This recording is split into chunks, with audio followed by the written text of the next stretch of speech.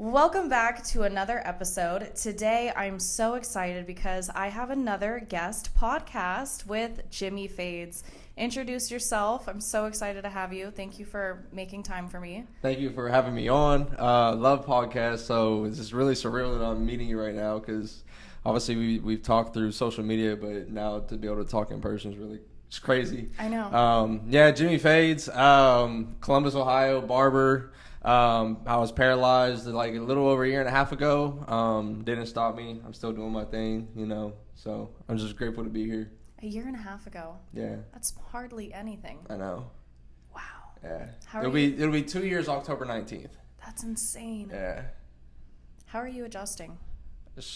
I'm fine. You seem so positive. Yeah. It's life, I'm a human. I have my days. On social media, it always shows the good, and I try to show some of the bad too. I don't show all the bad, but I try to show some of it because I'm human, and even though I'm doing really good and I'm doing more now than I have ever done, I still have my dark times. What I mean? I'm not perfect. I'm still trying to learn how to adapt sometimes, but we're making it through. Yeah, I love that. Yeah. So I came across Jimmy one day whenever I was on Instagram, and my For You page has done a really great job at connecting me with other creators kind of like myself that spread awareness on, tragedies that happen in life. And I saw this one video about how your family made you this apparatus so that you could continue cutting hair. I think before you became paralyzed, you were a barber, correct? And then you still wanted to continue your dream as a barber, and after you became paralyzed, your family built you this apparatus, and because of that, you're able to stand upright and be taller than the head that you're cutting. Is that right? Yeah, that's just raw. They did so that. Cool. Yeah. I was bawling. I was crying. Was you really? Like, yes. The video made me cry. I don't know if I'm just a crybaby, but it was just so beautiful that you had such a support system that was like, look, this is his fucking dream, and we're gonna build this apparatus that has not been made before. That is just phenomenal. Shout out to your family. No, for real. I was on stage. So Orlando. This was May 4th. I was educating on stage for the first time, and I had to shout out my family for the crowd. You know what I mean? Because I wouldn't have been there on that stage had they not done this for me. So it's all for them. It's all, you know what I mean? They did this for me, so it's all for them. Who specifically built the apparatus?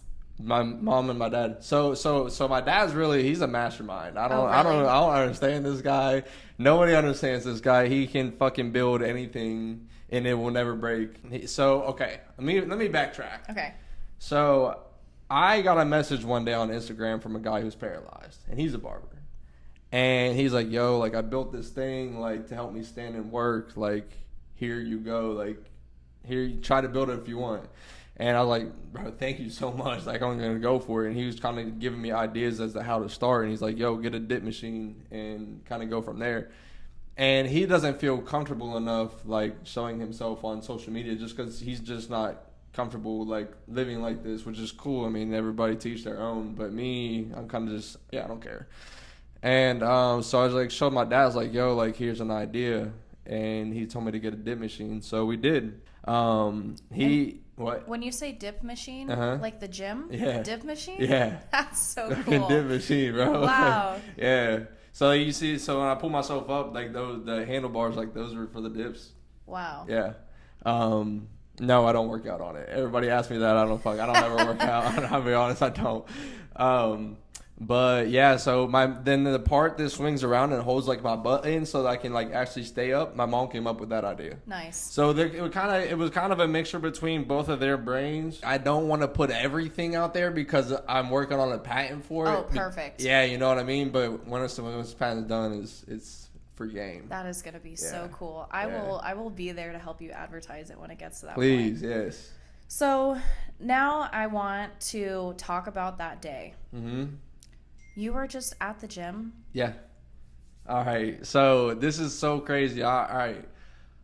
I never really talk about that. I've only told one person this. So actually, I can't remember if it was a day before or 2 days before, but I swear, I promise to God, I had a dream about it. No. Swear to God. Oh my God, I just got chills. Yeah, had a dream. Like, so the dream was, I was in the gym in the same position. I was squatting, and next thing I know, I collapsed, and I woke up like heart pounding, like I was freaking out. Oh But then gosh. like I brushed it off. It's just a dream, you know what I mean? Like I didn't think anything of it after that. I'm like, I'm fine, like I'm alive, like I'm cool. I didn't think nothing of it. And then so I think that was when I had my rest day. And I went to the barber shop, got my hair cut, like a typical rest day things, got my eyebrows done, whatever. Yeah.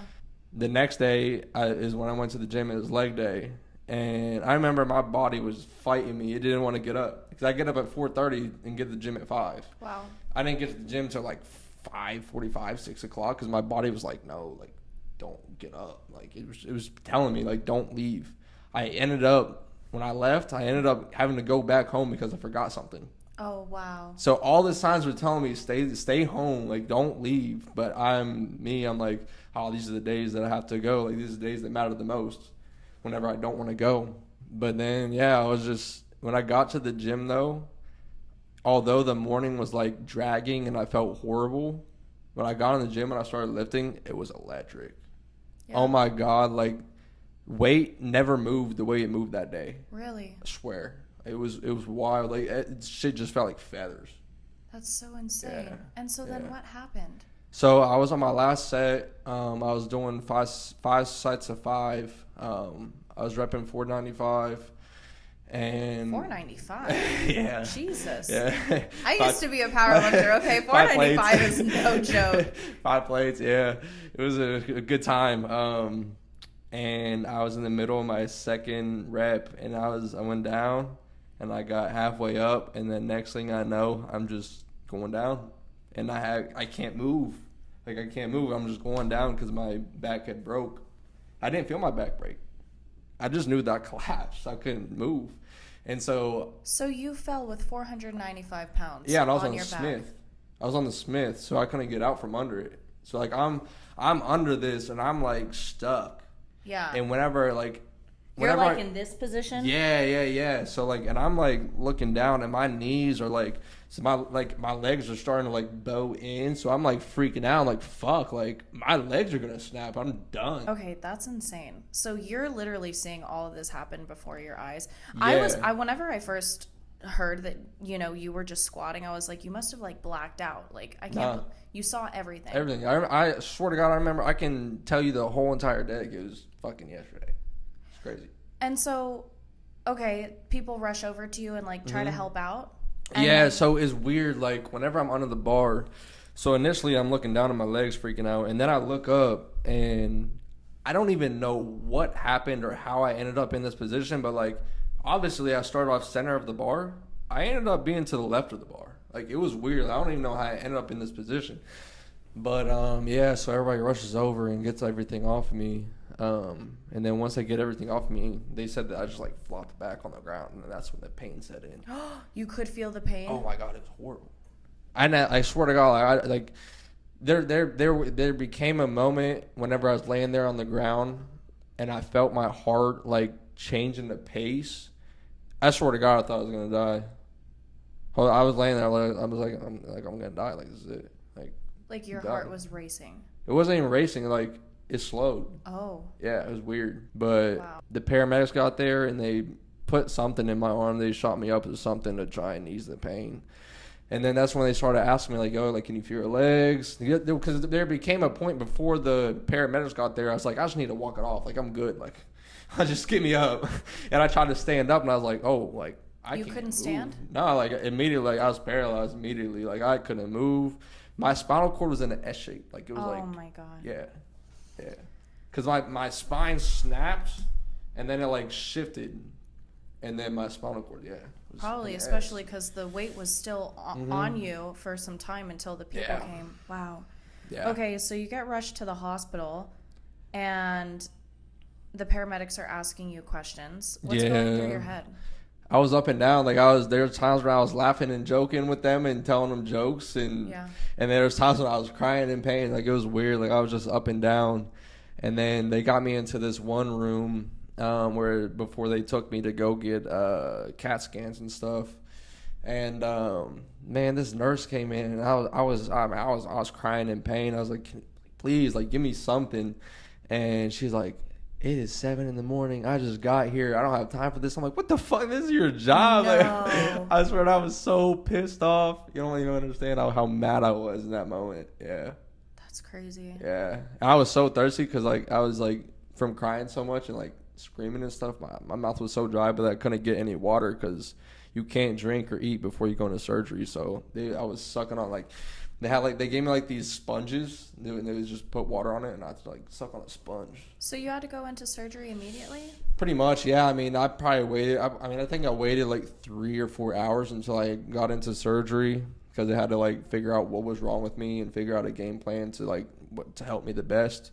And in the moment, I was really angry at because I just wanted to be put to sleep because I was just in so much pain I couldn't handle it. But yeah, I mean, I went into surgery a few hours later, and when I was laying there waiting to go into surgery, the nurse came in and she said, you might have to wait because somebody might need surgery more. I'm like, huh? What hospital did you go to? Can I ask that? Because that is terrible. Yeah, I know. I don't want to put nobody under the bus. It's Yeah, okay. I'm too nice. Yeah. No, yeah. I understand. Yeah. But dang, that is. Yeah.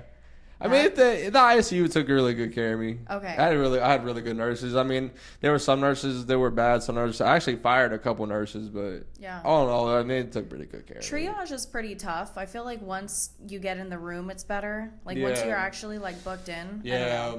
I mean, okay, so in the surgery, I know that they picked like bone fragment out of my spinal cord. Oh my gosh! Wow. Like my spine burst. Like it was. Like when people even other people with spinal cord injuries, and there's people who have been through some really fucked up stuff, but like the amount of trauma that my back like went through in that day was actually like fucking insane. Like it's kind of on another level. Yeah. So like the surgery was hours long. It was so long. I don't even I think it was like 5 or 6 hours. Yeah, that's something crazy. Yeah. Now I woke up and I just saw my family and everybody around me just standing there. And actually, one of my friends' clients, friend/client, he was standing right in front of me because he actually worked at the hospital. Wow. And I didn't even think about that. So he actually saw me being carted over to my room, and I was asleep. And he was like, "What the fuck? Like that's Jimmy? Like what?" Like he was like just blown away. Like he couldn't believe that I was like going to the ICU. Wow. Yeah. Yeah, crazy day. You never know when like your whole life is gonna change. Yeah, no, that's why like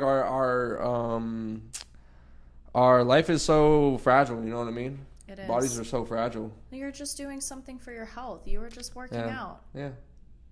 And when people hear 495, they think like, oh, ego lifter, but like that was a norm. Well, you know you're what on I mean? the Smith machine too. It takes off like a good percentage of yeah. And like in my head, another reason why I was using the Smith is because in my head I think like, oh, like I don't have a spotter, but like if anything goes wrong, I can just dump it. You know what I mean? Like just rack it. Yeah, easy. Exactly. Didn't even cross my fucking mind when I was falling. Didn't even cross my mind. Yeah. Crazy day. Wow, a year and a half ago. Yeah. October 19th. It was raining. It was pouring rain that day too. Pouring rain. I just can't believe you had a dream about it beforehand. Ain't that nuts? Great. Yeah. So, are you religious? What's your thought? Okay, so I'm more faithful than religious. Yeah, like spiritual. Yeah. I definitely, and it became a lot deeper because I've learned how perfectly synced our bodies are and how everything works so perfectly together. It's like this shit didn't just happen because of fucking collision in space or something like this. So like we have a creator. Like that's just my belief. You know what I mean? Like I absolutely agree. Do you think that dream was maybe God communicating, hey, I'm going to change your life, or your life is going to change? This is a little some forecasting. I never looked at it like that. I'll be honest. I never looked at it like that. I always saw it as like, damn, like it was a warning. I always saw it as a warning sign. Like if you go to the gym, like this is going to happen. Wow. Yeah. But I never looked at it like that, so you just kind of changed my perspective. What was going through your parents' head when they saw you in the hospital? So my mom. So I think it was my mom that got the call from the hospital whenever I was there. They just couldn't. I mean, they just couldn't believe it. It was like they didn't expect me to be in, because I mean, I never really like done anything bad. I was never like a wild child or anything. I always stayed in my lane. I always trained for sports. Like I never partied really. Like I was just a kid that just stayed focused and did what he did. I never let anybody else influence me. I just stayed in my lane. And so when they heard that I was in the ICU or gonna be going to the ICU and stuff, they was like, "What the fuck?" Like, yeah. And at what point did the doctor come in and break the news to you, or like really set the reality straight? So the surgeon initially came in before the surgery and was like, he told me like, you broke your back at the T12 level. It'd be better if it was in like the L level, because the lower the injury, the better chance of recovery. Where like here's the end of the back and here's the top of the back. So T12 is probably like this low. Like this is probably your lumbar, and then most of it is your thoracic, and the top is your C level. Yeah. Everything in the middle is your thoracic, and then bottom is lumbar. Okay. So I'm like literally the last thoracic until the lumbar. Wow. Yeah. Wow. Yeah. But I'm really lucky, honestly, that I broke so low, because like a couple months after my injury, I saw a video of a guy. He was only squatting 405 and his neck broke and he died. Yeah, crazy. Yeah. So I'm lucky that I broke my back so low and I can still use my hands. Life is all perspective, man. Like I'm just grateful I can still cut hair. Amen. Yeah. Wow. Yeah. And that's kind of like my what I try to push as far as like a message is like, change your perspective on life, because things can always be worse. You know what I mean? Yeah. Yeah. So when the doctors came and tell you, hey, you're going to be paralyzed from now going forward, what are you thinking?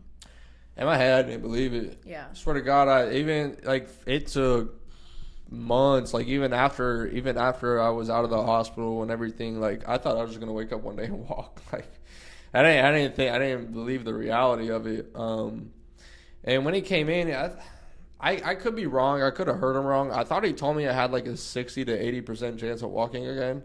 In which, honestly, I traveled down to Texas for rehab. I haven't got to go down there since January, because barbering took off crazy. But I go down to Texas to this facility called Basic Methods, and they've shown me that like my legs can work. Really? I've stood for over 10 minutes. Oh my God. Yeah. That's amazing. I was like holding on to something in front of me, but my legs were just like still. They didn't move. They didn't collapse on me. Like they did what they were supposed to do. Wow. Yeah. So like they can work, but the chance of them working like perfectly again, probably like 0. But I mean, there's a chance that like I could like, have function back. But I mean, you have to also work every day and bust your ass every day, and like I genuinely don't have the time. Like I'm on the road, I'm booked up, like I'm, you know what I mean? Like yeah. So it's kind of one of those things where you kind of have to come to acceptance. It's just like it's your life. Yeah. Yeah. I saw this crazy video the other day of this guy who had been paralyzed for several years, and then he is like, oh yeah, in 2018 I got mobility in my right leg, and then a year later I got mobility in my left leg, and now today I'm able to walk. He still has some issues, but he's able to walk again, and he was in a wheelchair for like years. Yeah. It God's happens. plan. Yeah, God's plan. Yeah. Who knows what miracle might happen. happen. I mean, I know a guy who he got paralyzed, and he worked his ass off, and he was able to walk again, and then he got hit head on by a drunk driver, paralyzed him again. Stop. Swear to God. Yeah. That's what I'm saying. God's plan. Like you don't know like what the fuck's gonna happen. I can't believe that. Yeah. Some people live some really extraordinary lives. I mean, you would never think the stuff that some people are going through, not only on an emotional level, but literally emotional and physical. Yeah. So, okay, the doctor tells you, hey, you're paralyzed. You didn't believe it. You go home. What's the first week like? Okay, so when I first went into so I was living on my own and leading up to the accident, and then I had to move back with my family. Of course. And when I moved back in, it was so like I held it all in. It was so emotional though. I wanted to cry so bad because like the feeling, knowing how I felt before my injury, when I would like just walking around, I felt so like powerful and like so on top of the world. And then I rolled into the apartment and I just felt so little. You know what I mean? That was tough. But so I mean I dealt with that for a while. I mean I would cry at night, you know what I mean? Like I'm human. And I still have my times whenever I cry. This shit sucks. But so yeah, I mean my first couple months being home, like it's tough mentally, but I just kind of dealt with it. And like sometimes it's hard for me to explain how I dealt with it because I just keep it pushing. I never let things get to the point where like I give up. Like It's not a choice. Did you have a day where you kind of just broke down and finally cried and let it out? Oh yeah, I do that like if I feel like I have a heavy weight on me, I'll just get in the shower and I'll cry it out. Yeah. I'll cry that shit forever, and then I'll go to bed and I'll sleep it off because that's the best sleep after a cry. You know what I mean? So true. It's the best sleep. Yeah. So I'll just cry it off. I sleep like a baby. Yeah, it's so crazy. It's the best. But yeah, so I wake up the next day and do what I do. Wow. Yeah. And the most important question, how old were you when this happened? How old do you think I am? I have no idea. So I'm 24 maybe? I'm 23. Really? Yeah. Wow. So I was 21 when it happened. Oh my God. Yeah. 21. So I was only 21 for 6 months. Yeah. God. Yeah. And you were just being a disciplined young man. Yeah. I just, like I said, always stay in my lane. I want to retire my family. I don't want my parents to ever have to work because they've done so much for me. I don't want them to have to worry about shit. So, like, I don't know. I just always stayed in my lane and worked my ass off. Do you still live with your family or are you back alone? Okay. No, I just live with my family. I don't know, like... I feel like that's so beautiful, though. No, it is. I don't really have any issues with it. They let me do my thing. They let me come and go as I please. And then if I need help with anything for any reason, they're there. You know what I mean? It's really convenient. And I don't know, like, it'd be nice to... There's days where I'm like, damn, it'd be nice to be on my own. Because, like, sometimes I just want to be alone. Yeah.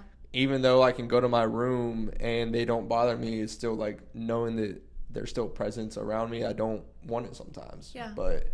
I don't know. I'm grateful that they're there still. You know what I mean? So, I mean, there's time. I don't know. Sometime, maybe one day I'll move out. I mean, I will move out eventually, but right now I'm not really worried about it. Good. Yeah. And so how long after the accident did you get to start cutting hair again? So I did my first haircut, I think, October 19th was my injury, and then January 13th, I did my first haircut in the wheelchair. You're so resilient. Yeah. Like, that's amazing. Yeah, thank you. But so you're in the wheelchair and you're having to reach all the way up? Yeah, or? pretty much. I'm like sitting there like, yeah. You must have the strongest shoulders.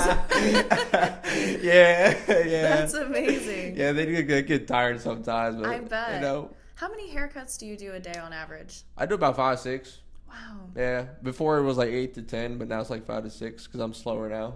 Yeah. Yeah.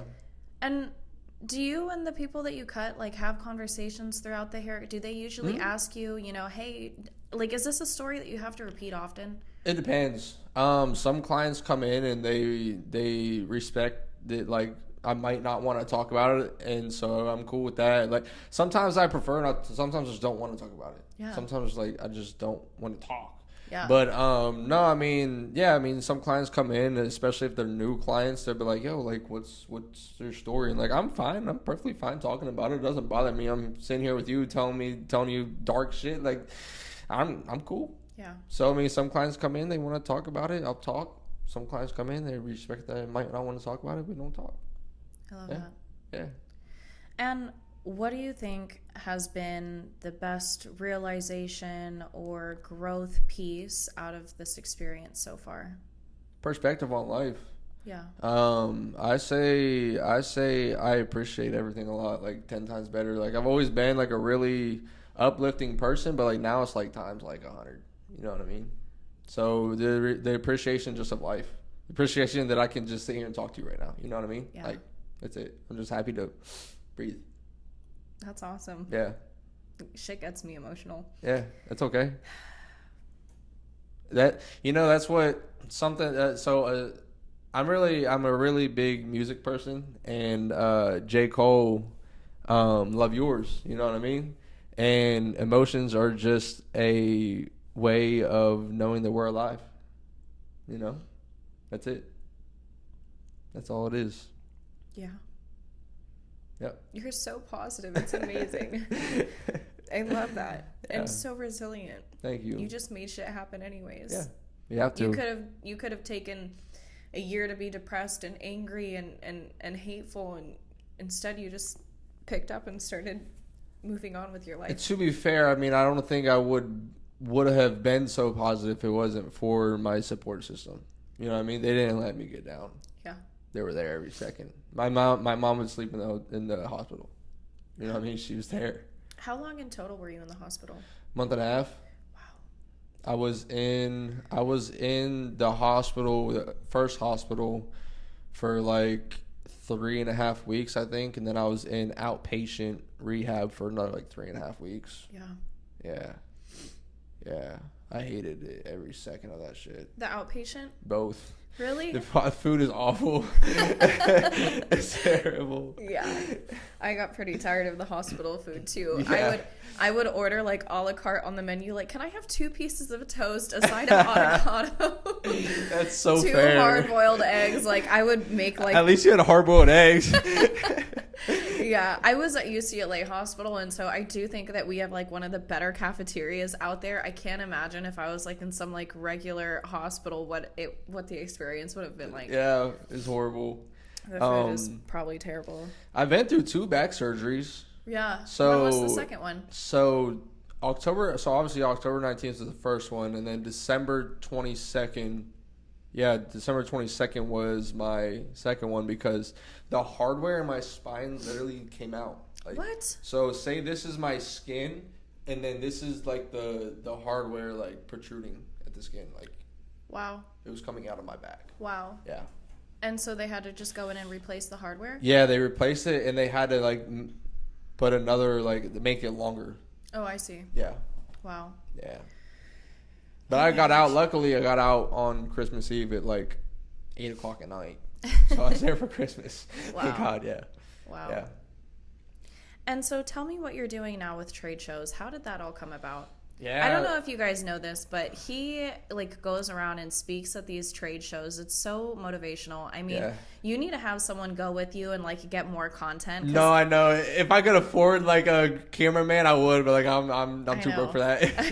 I get it. But yeah, so my first video blew up in like February. I was just showing how I get in my standing frame just for like my little 2,000 followers that I have. Like I expected nothing from it, and it went crazy. I think I got like over 1 million views or something. Amazing. Fucking wild. I love that. Yeah, and so the guy, his name is Jay Majors. He puts on the biggest barber event. It's called the Connecticut Barber Expo. We have like the Grammy Awards and stuff for barbers. Wow. And so he hit me up. He's like, yo, like I want to give you a free VIP all access pass. Like if you want to come. I was like, fuck yeah, brother. Like I'm there. I've never been to a barber show in my life. So I was like, this is cool. So I go and at this point, like I have like 70 some thousand followers leading up to this show. So, I get there, and I know a lot of these celebrity barbers now just through social media. Yeah. And me and my friend Frank, he actually lives in Orlando, but we're walking around, just walking and talking. We just coincidentally came across each other in the lobby. And so we're walking and talking. He's introducing me to people as we come across them, and because this is before like the show starts or anything. And we go outside, and there's people sitting around a fire, and one of the people is Jay, the CEO of our company, Level 3. And we get to talking, and he follows me, and I felt like a dickhead because I pull up his Instagram, but I don't follow him back. It happens. Yeah, And so the next day at the show, me and him get to talking, and he's like, yeah, like, we would like to bring you on to the team if you would like to do that. And we start talking, everything that's involved with it. And so from there on, I go home and I get a contract, and my dad builds me a second standing frame for these shows, and yeah, now we're here. Wow. Yeah. I feel like you have so much coming your way. It's why it happened so fast. You know Everything what I mean? happened so fast. You're only a year and a half in. I know. That's amazing. Since February, I've grown. I've gotten, I think, like 90,000 followers since February. You deserve all of them. Thank you. And it's just everything's just. I can't even comprehend it. I didn't expect, obviously, like, I didn't know you prior to this, but I just didn't expect for you to, like, exude this energy. Like, you have such a good energy. You're so positive. You're just like this. I'm alive. I love it. Like, I literally feel it just sitting here close to you. You should. That's amazing. Honest to God, like, this is how everybody should feel. You know what I mean? There's too much fucking negativity in this world, and it sucks. And I just want to be that light in somebody's life. I bet people just sit in that barber chair and they leave feeling better, not because of the haircut, not because of the confidence. I know how men get after they get their haircuts, light skin face and everything. But not only because of that, but because you literally give them this like sense of perspective and this energy. I mean, I love when people leave reviews. And when they say like, oh, like the experience and the conversation and everything that I give them, like, I love when they leave that review. I love it. It makes me feel good. What's like your favorite review, or like what's something memorable that someone has said? Okay, it's not a review. It's actually, so I went to go speak at a school. It was actually an elementary school. So I grew up.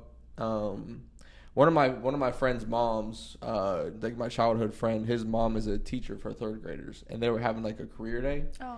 And so a bunch of different people were coming in, like firefighters, just all these people were coming in and talking about the career, and she invited me in.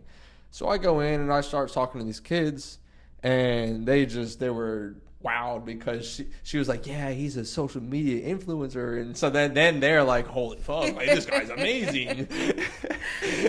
Of course. And one of the kids actually, he booked an appointment with me, a fucking third grader, went home and told his mom, and he came in for a haircut. And he came in and he's like, he had a little gift bag. He's like, Stop. Here, like, he said, I noticed you didn't have any fan mail on the wall, so I wanted to make you this. And I opened it up, and it's a fucking painting, bro. It was a painting. It said Hair King on it, and it was like a face, and it had like a crown on it and stuff. Like, it was so cool. Oh my God. That's the coolest shit ever. I hung that shit up immediately. I'm going to cry again. Yeah. That is awesome. Ain't that cool? Yeah. I have such a heart for kids. I think kids are the most precious thing in the world. Yeah. Wow. That is so cool. What an amazing story. Thank you for sharing that. Of course. I love that story. Wow. Yeah. A third grader. A fucking third grader, yeah. With you. He was amazing. That is so cool. Uh-huh. Wow. Shout out to him. So, do you have an idea in your head? Do you have a vision board? Like, do you want to own a barbershop one day? Like, where do you want to take this? Yeah, so I want to have like the dopest barbershop like in Columbus, honest to God. Like, I just want to fucking drain my bank account into a barbershop. I don't know why. I don't know. I think it'd be so cool, like the marble flooring and like the cool lights, and I don't know. I just want to make it different, something that nobody else has done in my city, and I want to make it accessible. And so like a lot of barber chairs, they're kind of hard to get into. Like me, I can get into them just because I just kind of have that will to like, okay, fuck it, I'll figure it out.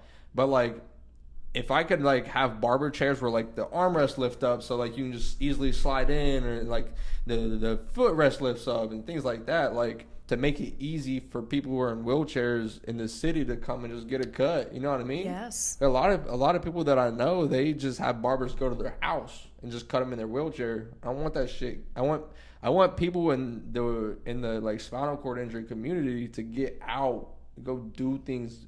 Because when I go to the barber shop and get my haircut, I feel fucking amazing when I leave. Like a pain in my body leaves, like because I've just been out, I've been conversating, I've been feeling good, like.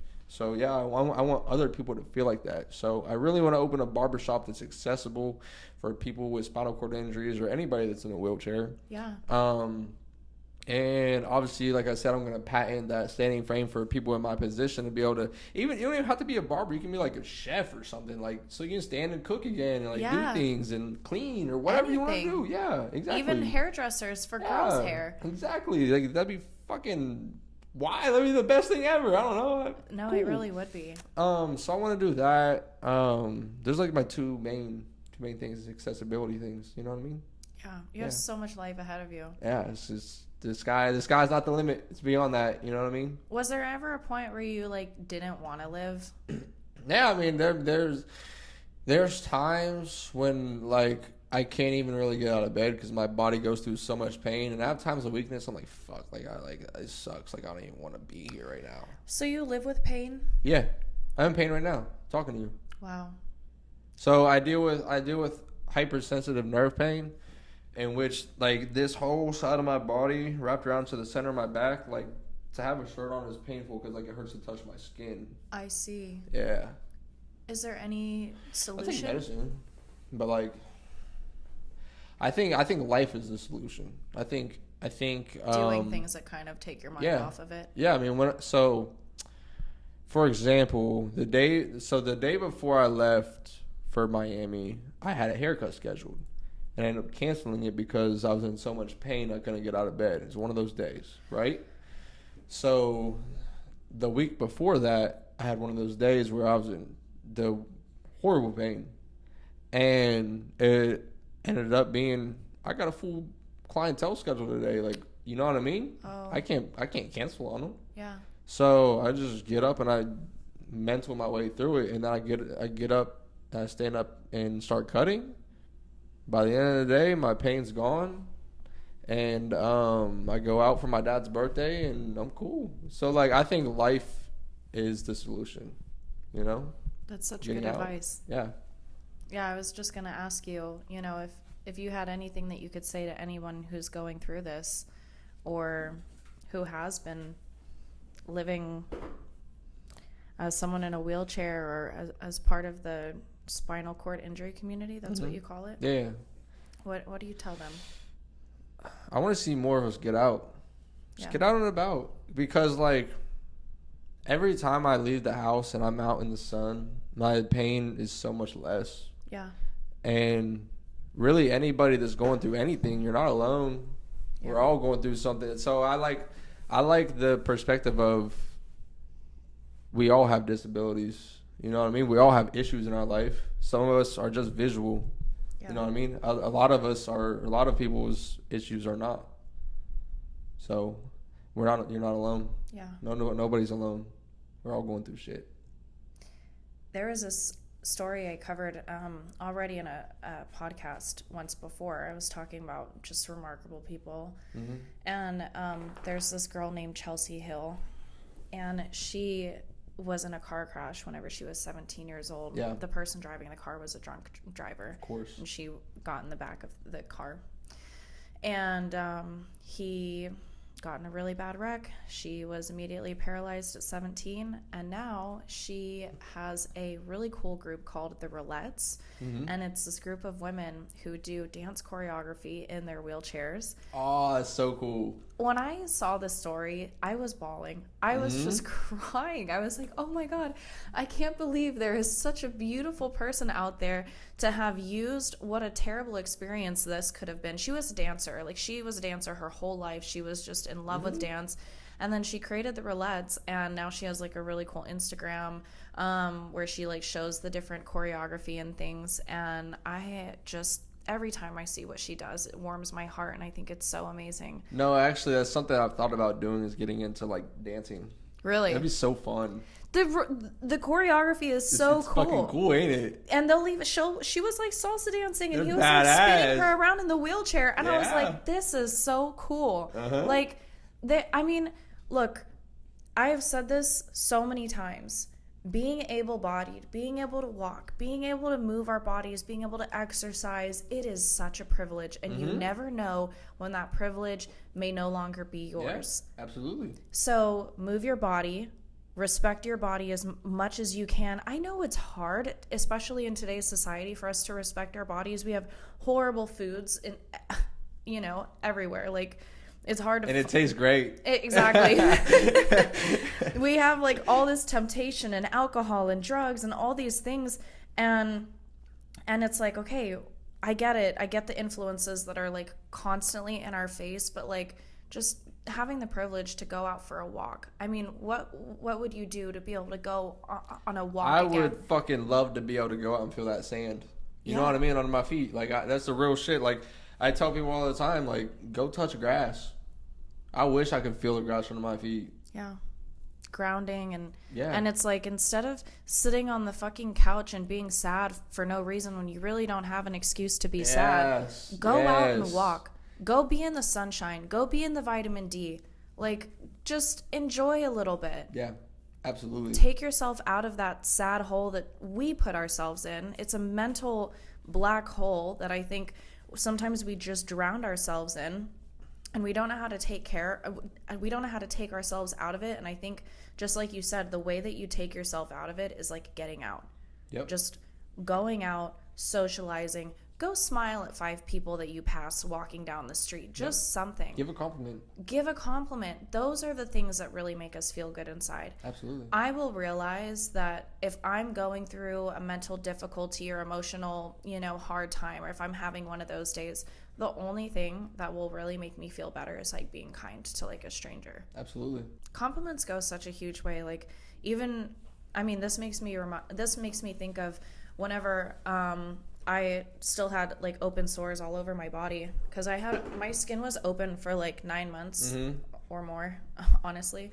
But my skin was open for a really long time, and so I would, be around in public sometimes, and I would have all my bandages taped up, and I would wear like a bodysuit over my bandages, and people being nice to me or just being like, "Oh, you're pretty," or just the stupidest. Oh yeah, silliest, I can only imagine.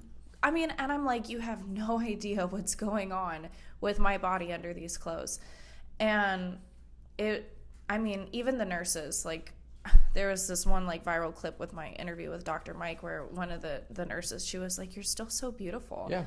And I always cry because like I felt the farthest from it. It's like, What the heck? What do you mean? Like, I don't feel this way. Like, how can someone else, see that in me? And so like now I try to really emphasize that whole like, give compliments to strangers, say nice things to people. If you see a cute outfit that you like you don't know what that person is struggling through mentally, and just go out and spread some kindness. I think that's just like one of the best secret sauces for life. So like, how did you deal with all that, like everything?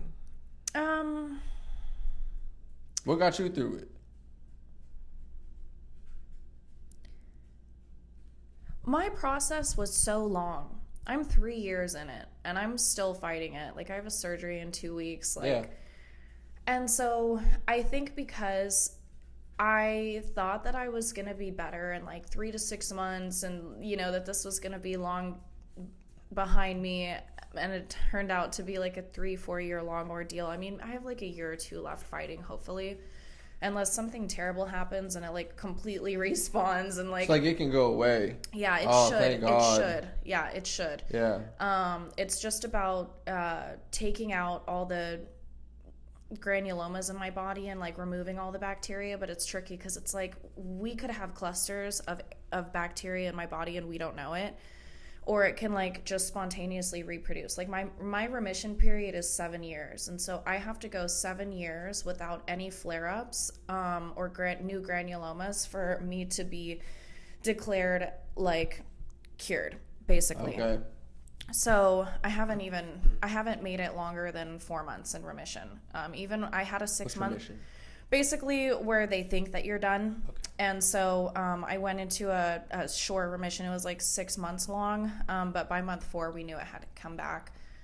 And so I had to go back on treatment, back 6 hours a day on the IV antibiotics. And I don't know really how I got through it. I would say in the beginning, I was 23, 24 when this happened.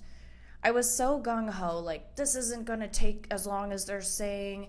I'm going to beat this. Like, this isn't, a big deal. And then things just kept getting worse and worse and worse and worse. And then reality kind of set in. And in the beginning, it was a lot of denial. Once reality kind of set in, then I realized that, my body's probably not going to, look normal. I'm not going to have normal skin, really, and I'm going to have to live with this. And I would say, like, the hardest thing for me was, like, looking in the mirror. So then I just looked in the mirror less, and so it was, like, little micro changes, I think, over a long period of time that really helped me. But, like, I'm not over it. No. Like, it affects me every day. Like, this last week, my mental health was, like, shit. Like, it was so bad. And I was trying to figure out, like, what's going to make me feel better. Like, I think I have this motto, and it's just go with what feels good. Yeah. And I don't mean that in a sense of, like, oh, but drinking alcohol and partying feels good. No. That's not, like, inherently good. Like, go with what feels good that is good. You know what I'm saying? So, like, do something good for you. Be useful in that sense. And so I was trying to figure out, like, what's going to make me feel good this week. I don't feel like editing. I don't feel like making content. I just want to drown in my bed all day. Mm-hmm. I was just having, like, such a shitty week. And I was, like, mad at myself because my life has changed around. I'm basically, 90% better from where I was. I don't have a port in my chest. I live in this beautiful new apartment.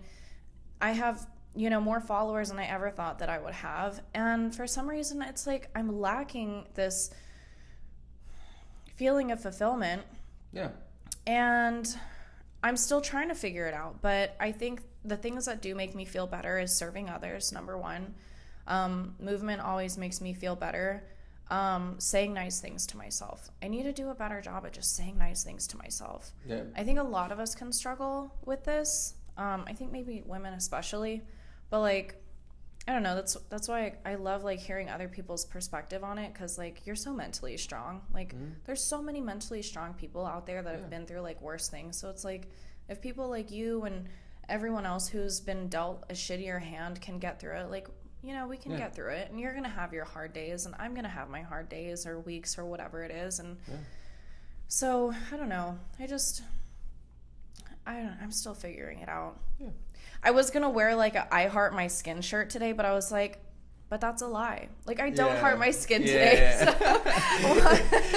Can't lie about it. Yeah, I'm like, I don't know. That's kind of cap. So, yeah, I was just like, I don't need to force this. Like, and I'm like, sometimes. It's like me saying I heart paralysis. Fuck, I hate this shit. Fuck this shit. Exactly. Like, yeah. And that's how I feel about it sometimes. I'm like, no, this fucking sucks. But I mean, it's just, at the end of the day, it's not the end of the world. Yeah. Like, I'm going to find, love and have kids hopefully one day. And that's really the only thing that I care about. And I think whenever I worry about stupid material things like money and stuff like that, I'm like, okay, that's when this, like, feeling of comparison and lack of happiness really comes in. But whenever I focus on, like, all the other things in life that are, like, not stupid systemic things, I'm like, wait, actually life is really enjoyable and there's so much to be thankful for. And so I just kind of have to have this good balance of not thinking too much about the things that stress all of us. And absolutely, yeah, it was kind of a long explanation. No, it makes sense though. It's cool. Yeah, it's cool. It makes me sad to know that you're, like, living in pain though. Yeah, no, it sucks, but it's life. Life goes on. I mean, I could have it worse. I could just not have the use of my hands. Wow. You know what I mean? Imagine. Not gonna cut hair. I know. Then I want to be on stage. Then I want to be helping people. You know what I mean? So, like, Does it feel really good and reassuring to you that your purpose is kind of like made clear for you? Yeah. Yeah, it helps a lot. I say barbering kind of saves me. You know what I mean? It's kind of like a distraction almost. Gets my mind away from everything. I feel not only for myself, but like for tons of people out there, one of the saddest things I think that we can go through as human beings is to literally feel like we have no purpose. Mm-hmm. And so many of us feel that way. I mean, sometimes I even feel that way. I mean, it happens, or we get imposter syndrome. Yeah, no, feeling like you have no purpose sucks. Yeah. And I feel like there's so many, it is just undeniable to me because there's so many stories that I have seen, like Chelsea Hill's story, like Nick V, the guy that was born with no arms and no legs, and that's just crazy. That guy is so inspirational, and he has gone and talked like all over the world. And so whenever I see stories like that, I mean, so many stories like where people have just been dealt like this shittier hand and they really made something out of it. And I remember before I got sick, I was like, God, can you just give me a purpose? Like, I don't know what I'm supposed to do. And like 10 days later, I got sick. And, I never thought that my purpose would be like body positivity and kind of like fighting for, legislative change in regard to like the lack of regulation of these med spas in places. But like it is clear now, and it's like, okay, this is what I have to do. And sometimes, you've been given this tragedy and this purpose, and it's made clear for you, and you're like, oh, but I don't know how to take action on this, or I just don't know if this is really what I wanted to do, or like maybe you had other aspirations before X tragedy happened to you, Yeah. Luckily for you, I just think it's so cool. Like, you loved barbering before this happened to you, and now you can like show everyone else who may think that, oh my God, this horrible thing happened to me, or oh my gosh, I'm in a wheelchair, my life is over, and it's just simply not true. No, not over. I think the similar things that me and you have gone through is definitely the body dysmorphia kind of. I'm sure you've gone through times where you hate your body. After my injury, I thought I was the ugliest person in the world because muscles were so important to me. I don't know, I always took care of myself. Yeah. And I worked really hard to look the way that I did, and so whenever it was gone, like my legs were fucking big. I'm not gonna lie. And then when they turned to sticks, I was like, damn, these shits are ugly. But you can't tell yourself that. Yeah, I know. And I was telling because my parents came in my room one night, or I forget what the situation was, but my parents were standing in my doorway, and I was crying and like, what's wrong? Like, what's wrong? And so I started talking, and I was telling them, like, yeah, like I'm ugly, like I have nothing anymore. And like, no, you're not. Like, you're still the same person. You're still you. You're still the same person. I mean? So like, that's what I've learned is that like, you can have all the muscle in the world, you can have all the money in the world, you can have whatever you want, but if you're not a good person, then nobody's really gonna care like when you die. You know what I mean? Like, what are people gonna say at your funeral? Yeah. You know what I mean? That's what matters. I used to care so much about my body. I wanted to be a model. I mean, I would pray to God. I'm like, oh, please make me gorgeous, like, all this stuff, and I just wanted these like really material things, and I wanted to be rich so bad. And I remember being in the thick of it when my skin is like busting open, and I was like, damn, not even millions of dollars would be able to fix what I'm going through right now. Right. And that's how where you kind of like get broken down mentally enough to like really put things in perspective. Mm-hmm. It's like no amount of money in the world could ever give you your legs back, or the ability for movement back. And that's when you really just have to like pause and say, okay, I know now there are so many more important things in life. There are so many more valuable things than just money and looking good and appearance, because the way that I look at it is, this is our shell. We have a body and we have a soul, but we are not a body, we are a soul. Does that make sense? Yeah. And there was one specific thing that I saw whenever I was going through, everything. And it was this woman who had a near-death experience. She died like on the table for like 2 minutes or something. I love watching those videos. Yes, they help me so awesome. much. They help me so much. But she said something that I swear changed my life. And she said, I went into this weird, ethereal space. I don't know. she couldn't see God, but she could just kind of hear and like feel the communication of God. Yeah, That's how she described yeah. it. It's not like this, it's not like this physical thing. There's no like physical body. It's just Mm-hmm. this strange realm or galaxy, and she was absorbing this knowledge, right? And God said to her, you knew before you came into your body as a baby that all these things were going to happen in your life. Wow. And you signed up for it and you agreed to it. Yeah. Chills. That. Yeah. It's crazy. And the craziest thing about this is the woman had been shot several times by her husband, who had just murdered her 2 children. And she was telling God, I don't want to go back into my body. I don't want to go back onto earth. Like, please just let me go home. And he was like, I'm sorry. You agreed to this before going. And he was like, you have a lot of work to do and you have a lot of people to help. Damn.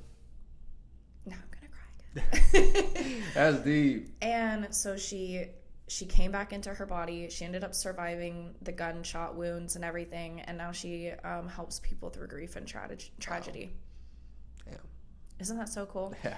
And so whenever I was hearing that, I was like, okay, so I must have known that I was going to be this, girl that was a little too vain and materialistic growing up, and that I was going to have this really humbling experience happen to me, and that I was going to have to just change my entire perspective on life. Like, I knew that this was going to happen, and I agreed to it, and there's nothing I could have done to stop it. And maybe you can take that and have the same perspective. Like, there was nothing you could have done, not the dream, not dragging ass in the morning of that day. There's nothing that you could have done that would have changed this outcome, because if it wasn't squatting at the gym, maybe it would have been a car wreck, or maybe it would have been some other accident, and it would have still had the same outcome. And these are just beliefs or things that we can think about and choose to believe.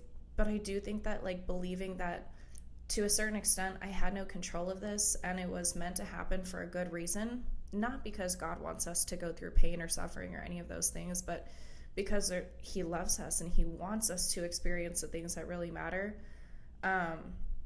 We can be so thankful for that. I'm not thankful that this happened, but I'm thankful that I am hitting 30,000 subscribers on YouTube, and I'm talking to people like you, and I'm helping.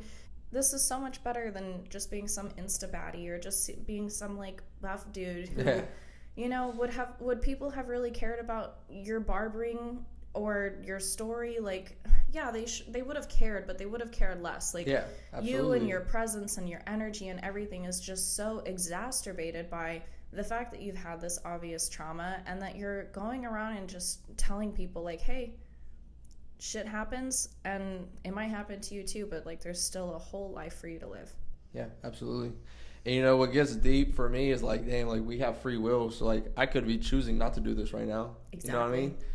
This shit gets deep in my head. Yeah, because it's like, okay, how long are you gonna ignore the purpose that God created for you? Yeah, absolutely. You've learned to not be so materialistic, and I've learned to not care so much about like how I look and stuff. Yeah. At the end of the day, you still get those feelings. I know. You know what I mean? Like, damn, bro, I want to look like that again. I know. I remember how that felt. It's like, if I got to live in your body for a day, and I pass down the sidewalk and I see people walking, or I see this handsome buff guy, or this guy with the nice girlfriend. I mean, there's so many triggers in a day-to-day. It is. Like me, I see I have a view of the pool. I see all those girls in bikinis all day long, and I'm like, oh, fuck, this sucks. Yeah. There's a lot of triggers, but I mean, it's cool because you do just grow this like mental muscle, and you're like, okay, well, I'm happy for them. Not my circumstance, but I'm glad that they're loving and living life, Yeah. So it's cool. You just build this kind of filter, and sometimes the triggers add up, and maybe you have, a little breakdown at the end of the day, but don't we all? No, something that I really, really dislike is how people treat me. Like, they'll treat me like I'm so fragile, or like they can't say certain things. I'm like, bro, like, I'm still human, bro. You can call me a fucking noodle, like spaghetti noodle or something. I don't care. Like, throw me in the pool or something funny. I don't care. Like, I'm still human at the end of the day. Like, I'm not I don't know. Wait, you can get in the pool, right? Yeah, I can swim. I swim all day. Swimming is the best thing And anyways. it's so fun. Yeah. I love that. But yeah, I just, people, I don't know. The way they look at me, the way they feel like they can't touch me and things like that is just kind of frustrating. So that's what I dislike. But whenever I'm like at these shows, like everybody treats me so human and so like family. Like in level 3, they treat me like such family. Like they take care of me and they see me as a regular human being instead of just, I don't know, somebody fragile in a wheelchair. I hate that shit. Yeah. I would too. Yeah. I mean, yeah. Yeah. Because you're not. You're still you. Like, you came down and you gave me a hug. You know what I mean? Some people are like, oh, hi. Oh, like, really? Fuck you, bro. Like, well, no, to be honest with you, I was like, why wouldn't I give him a hug? Yeah. Because I was thinking about it. I was like, well, I don't know how you preferred to be greeted, but I was like, I don't give a fuck. I'm a hugger, so I'm going to hug regardless. Yeah, like, please. Like, I love that shit. Yeah. Yeah. So have you tried dating? Yeah, I mean, dating is still the same pretty much. Like, thankfully, women really don't even look at it. I mean, I'm sure some do, but it's not really, like, hard. Yeah. You know what I mean? It's still pretty much the same as it used to be. I love that. Yeah. I don't know. It's like... Do you feel like it kind of filters out, like, the bad versus absolutely. the good? Yeah. I will say that's, like, one benefit. It brings the real ones around. You know what I mean? It really does. They're not there for the wrong reasons. Yeah, exactly. I don't know. Sometimes I'm sitting in my room like, damn, it'd be nice to have, like, a girlfriend or somebody sitting here with me just while I edit my videos or something. But then I'm like, nah.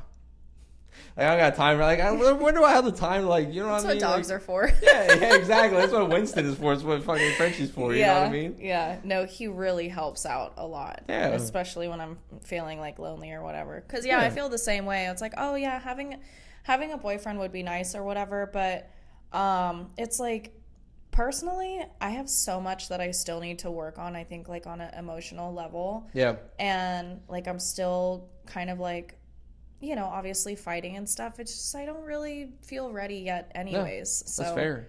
Yeah. I didn't know, you know, you're obviously so fresh in the game. Like, I don't know if you've written it off or it's something that... Nah. I don't go. I can have my moments of confidence, and I just kind of go out there. I just don't really care. I just holler, you know. I love that. You know, it's fun. You miss 100% of the shots. Exactly. So, you know. I love that. I love the wheelchair pickup lines are funny. Wait, They're what fun. is that? Wheelchair pickup lines? Like, I don't know. Like, how long do I have to hold a wheelie to get your number? So I don't know, something. something. I gotta throw something out there. That's amazing. That is so good. Yeah. I love that. Yeah. Wow. This was such a pleasure. Yeah. Thank you so much. Thank you. I really hope you enjoyed this episode. Thank you so much for supporting Beyond Skin Deep. And if you can please support my friend here, Jimmy, follow him on Instagram at JimmyFADEZ. I will tag it below in the description. And thank you so much for being really like my third ever guest appearance. Really? Yeah. Hey. I love the guest appearances Yeah. so much more than the regular It's podcast. So much better. Yeah, it's so much easier to just have a conversation with someone. So thank you so much for making this special. Yeah. And thank you guys for supporting. Yep. All right. Cool. Okay. That was fucking awesome.